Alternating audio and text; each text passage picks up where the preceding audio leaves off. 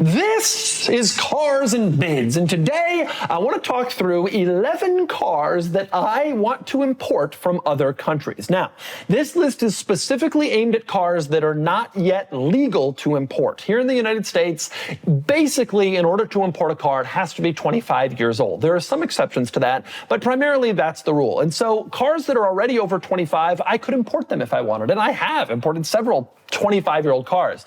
But I'm talking today specifically about cars that are not yet legal that I am counting down the days that I want to import. Let's do it. Before we get started, selling an enthusiast car can be a difficult and frustrating task. Classified sites lead to much wasted time with tire kickers and scammers and the dreaded lowballers. That's why I created Cars and Bids. Submit your car in just a few minutes and you'll be supported by me and my team, ensuring your car is put in front of more enthusiasts than anywhere else. Look at how much these cars in recent auctions sold for over their trade-in values. This is the trade-in value, and this is the Cars and Bids result. Here's the trade-in offer, and this was the Cars and Bids result. And here's the trade-in offer, and this is a Cars and Bids result. Get started now and sell your enthusiast car on carsandbids.com. Okay, 11 cars that I am excited people will import or that I may myself import from other countries. Let's start the list. Now, I want to say, it should be noted, this list is not in any sort of order. I just kind of threw them on the page as I thought of them, except for the first 3 cars on this list. The top 3 cars on this list are the 3 that I most want to import and the ones that I actually may import when they become legal. Very, very interested. So you get to hear my top 3 first. You don't even have to wait till the end. So let's start with my number 1. The number 1 car that I want to import from another country when it becomes legal is, this will surprise you, I've never mentioned this before, the Audi A1 Quattro. The Audi A1 was a tiny little compact hatchback that was sold in other markets, never in the States, in like the 2010-ish era, 2010 to 2018, apparently. And the A1 was not a particularly desirable car. Like, it was a nice little city commuter car that if you wanted something nicer than a Fiat, you'd buy an A1. And they're pretty common in Europe. However, the A1 Quattro was the high-performance version. For some reason, they did not call it the S1 or the RS1, but that's what it was. And the regular A1 had about 100 horsepower in most versions. The A1 Quattro had a 2-liter turbo 4-cylinder that made 250 horsepower. It was manual only, it was all-wheel drive, and it was in this tiny little car that looked like this with, yes, these rally-looking wheels.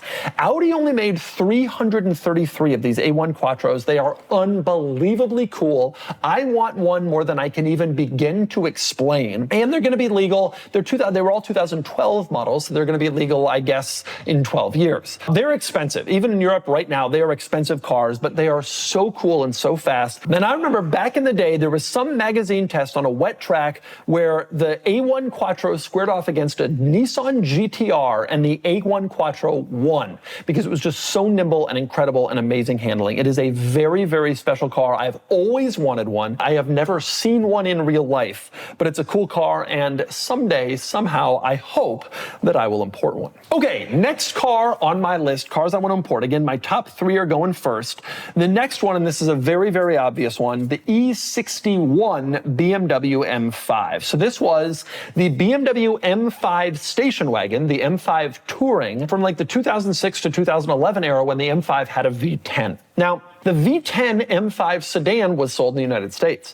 And the United States market had such a high demand for a manual transmission that BMW sold the V10 M5 sedan with a stick only in the United States. But they never brought the station wagon version of the M5 to the US, which was, I always felt, very, very sad. I've seen these cars in Europe. I think they look incredibly cool. And the dream would be to buy an E61 M5 V10 wagon in Europe, bring it to the United States, and then swap a manual transmission in, because people are swapping manuals into automatic E60 M5 sedans. That would be the ultimate. You have a station wagon with a V10 and practicality and a manual transmission, and it would just be the coolest thing in the world. Now, I know that the S85 V10 in the M5 was one of the least reliable engines produced in modern times, period, by any automaker. But there are some bulletproofing modifications that you can do that at least prolong its life a little bit, and I just think it would be so cool to have this vehicle, an M5 V10 wagon with a manual It is just the coolest thing in the world. So interestingly, this car is not that far away from becoming legal. Apparently BMW built around 21,000 E60 M5 models, and of those only around 1,000 were wagons. So pretty rare. It was 5% of production. But the E60 M5 came out in 2005. The wagon was soon after that, like 2007, let's call it. And so it's already knocking on the door of 20 years old. These are not that far away from becoming legal. The hard part is going to be finding one that is in nice shape, because in the States, a lot of E60 M5s have become ratty and rough. They got cheap because they were so expensive to own. That'll definitely happen in Europe as well. Nonetheless, this is a dream car of mine, and I think it's very cool. And on that subject, my third top car that I want to import from overseas is another fast wagon, and that would be the W203 Mercedes-Benz C55 AMG. I've always been a fan of the C-Class AMG station wagon, and I think that the 08 and up one, the W204, is the coolest, like the C63 wagon, but those are still a ways from becoming legal. The C55 wagon is a car that most people don't know about. This was the C-Class that was sold from like 01 to 07, and it was not particularly beloved. It was the second gen C-Class. It was a pretty subtle looking car. That was also true of the wagon. But the thing that most people don't realize is the AMG version of this car had a V8. There was initially the C32 AMG, which used a supercharged V6, but they later switched to a naturally aspirated V8 with 360 horsepower, which was a big number in that car. And this is a reliable powertrain in a subtle car with a lot of horsepower, and I've always wanted one.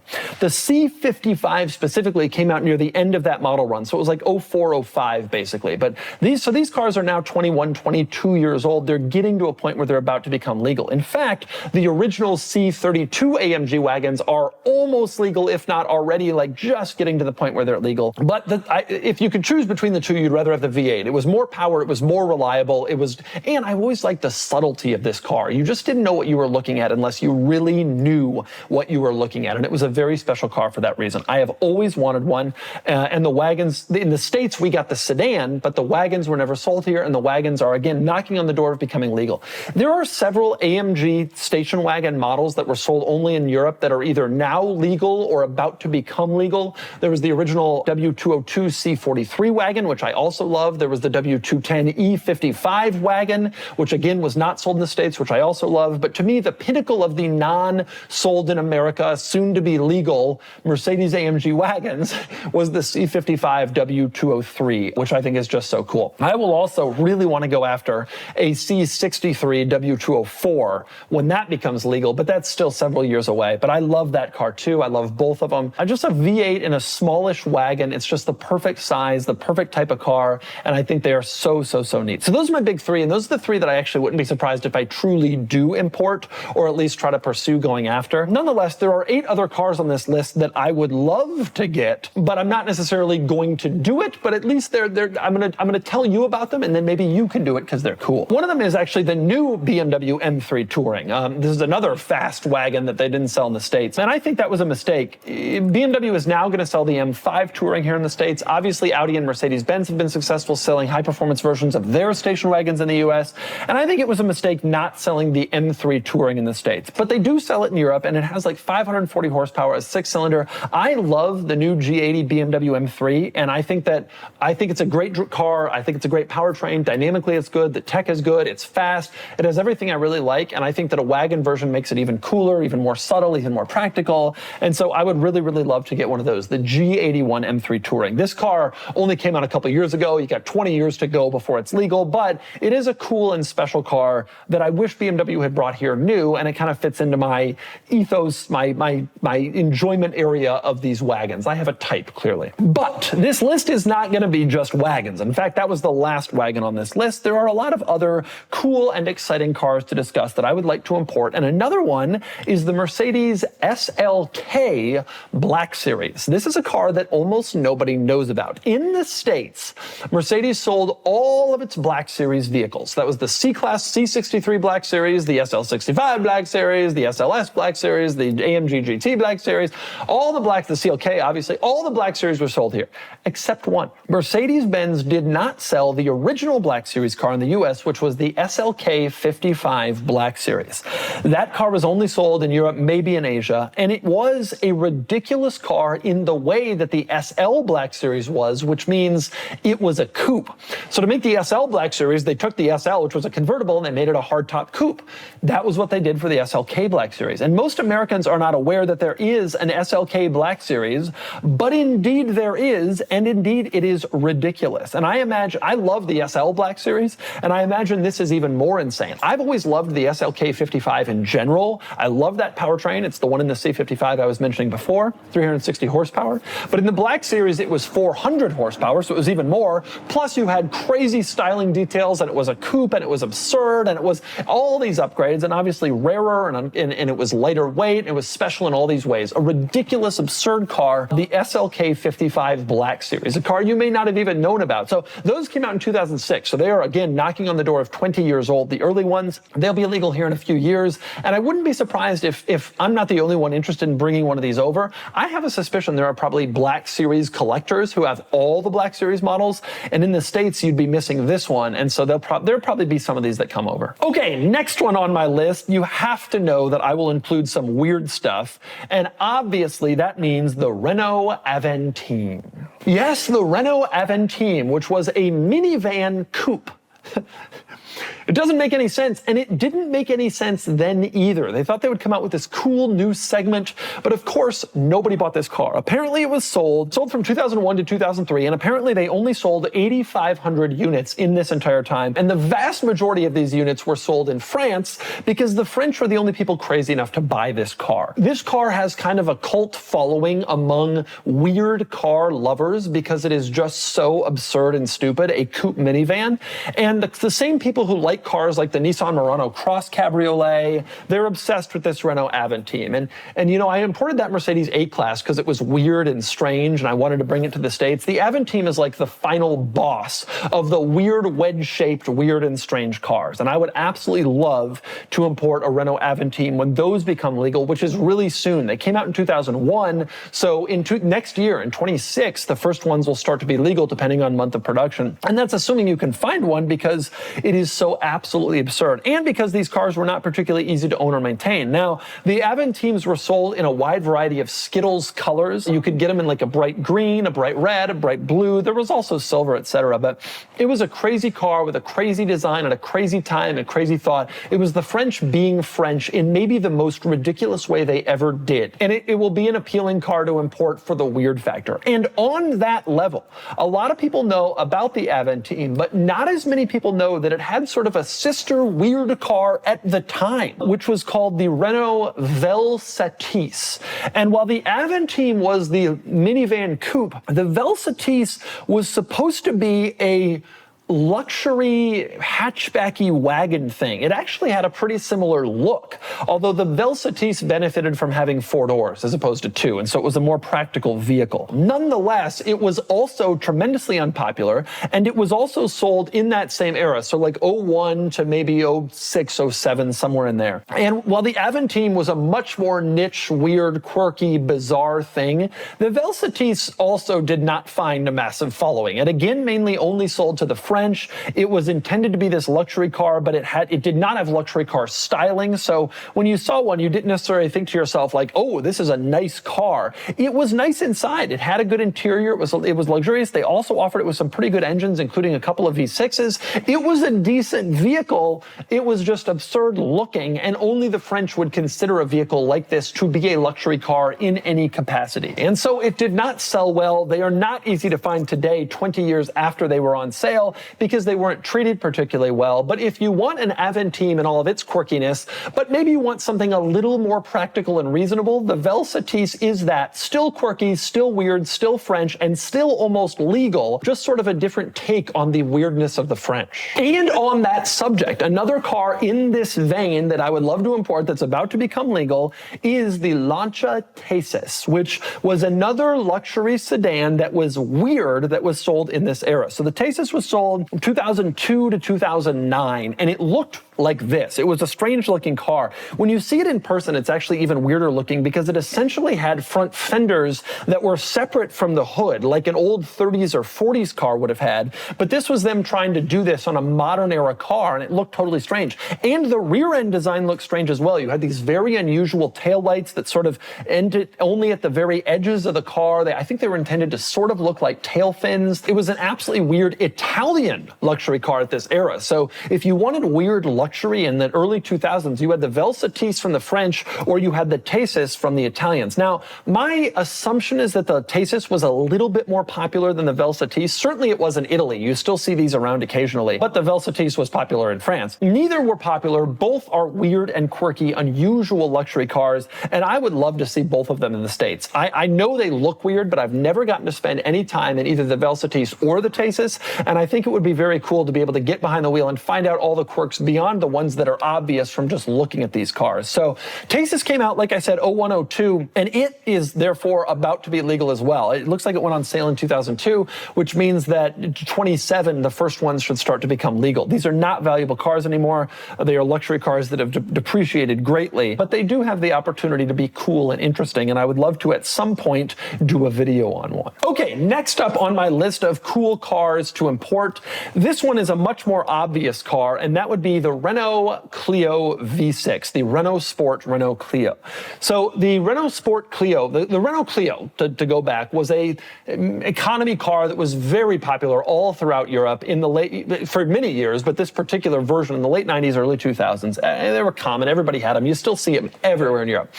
But for some reason, they did a high performance version with an engine in the rear. So behind the front seats, the engine was in the back, which is where the hatchback would have been, like the cargo area, but they took out the hatchback and the rear seats and they put the engine there. This was hearkening back to something that Renault had done in the 80s, late 70s, also doing a mid-engine performance hatchback.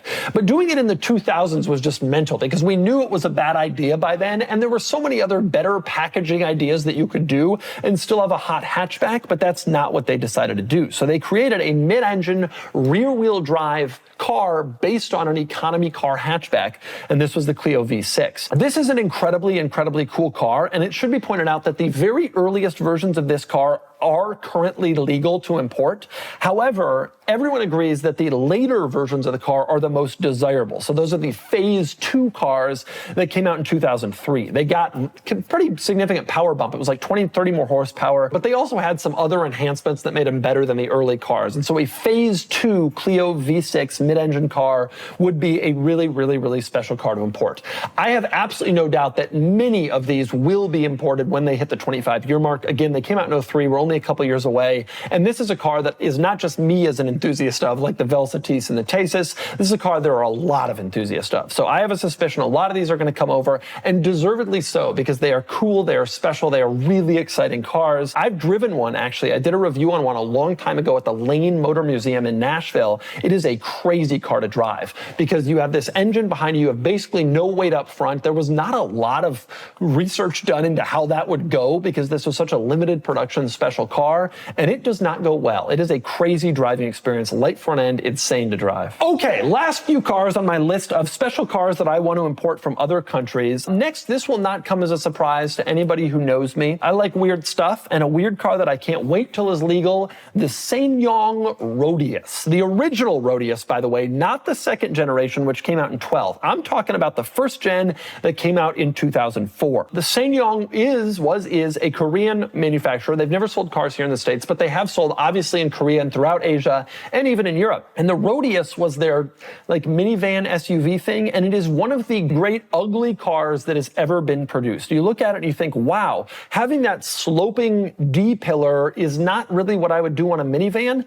But to make it even worse, they then put like a squared off rear end with windows behind the D-pillar. It was absolutely, you had a sloping roof line, but it wasn't actually the roof line. It was an absolutely bizarre car. It was widely panned in Europe and laughed at for being one of the uglier cars in existence. And as a result, I would love to get behind the wheel of one and see how it drives. I want to know what this thing does and how bad it really is. I personally will not be importing one of these, as I can imagine it would be a terrible value proposition considering the price to import it and the fact that nobody wants one. And so you'd be left trying to sell it and it wouldn't work. But I would love to get the chance to get behind the wheel of this car. You know, this is one of the drawbacks of U.S. government car regulations. There are a great many benefits of U.S. government regulations. Specifically, they make our roads safer, they make our cars safer, et cetera, et cetera. They're, you know, having regulations about airbags and bumpers and seatbelts has helped us. But the drawback is the companies that are on the fringes cannot afford to compete in the U.S. And so we do not get weird stuff like the Rodius, which of course would be tremendously exciting to get, at least from the perspective of a car reviewer who loves quirky cars. Maybe not from the perspective of someone who's actually trying to buy these vehicles. Okay, last couple cars that I would like to import, down to the last two. One of them is the Tata Nano. The Tata Nano was intended to be like a very, very inexpensive vehicle sold in India as like an alternative to a motorcycle or a scooter. And it was incredibly cheap. Like the launch price was supposedly around $2,500. And this car was going to mobilize India. Like the conversation around this car was that it was going to be like the original Volkswagen Beetle or the original Mini or the 2CV of India. And it never really got off the ground. Like they did get the cars sold, they were on the market, they were available, and people bought them, but it was never like the massive sales success, the car that mobilized India, I think that they expected that it would be. But it's still cool, and I think it would be especially cool to see exactly what a cheap car looks like in a deep emerging developing market, especially back then, because the Tata Nano came out in 2008. And so the India market has moved on considerably since then, and they don't buy these ultra cheap cars anymore, or they wouldn't be expected to in such volume. But at the time, it would have been considered, you know, like something that would, again, help mobilize India. And it would be, I'd be curious to see what that would look like what a emerging market car that is supposed to be like an ultra cheap version would look like. How rough is the ride? What kind of features do they delete? Like what kind of stuff is optional in order to make these cars sell as like an alternative to a motorcycle or a scooter? And I think from a purely interesting a car reviewer perspective, that would be kind of neat to figure out. The Tata Nano was such a kind of iconic vehicle in the car world that I do suspect people will import them, much like they've done with the Trabant and other cars like that were bad cars but are kind of iconic. And I'd be very, very curious to see what this car is like if they do get imported. It's still 10 years away, but just how interesting and unusual this car really is. And finally, the last car that I personally would be interested in importing when it becomes legal, the Honda E, which is this little car, the Honda E. So this is a fully electric hatchback that Honda offered in Japan and in Europe, and unfortunately never in the United States, which I think was a big mistake because I think the States would have loved this car. And it really looked kind of like a concept car. It was a very cute little vehicle that was just kind of a neat thing. It had about 150 horsepower. It wasn't particularly fast, but it was a rear-wheel drive, like kind of cool looking car. It also didn't have a massive range. It was only about 140 miles, but it looked cool. It would have been good in cities, and it just brought like a little bit of fun and happiness and excitement to this type of vehicle. The boring little electric car, which is typically such a dull segment,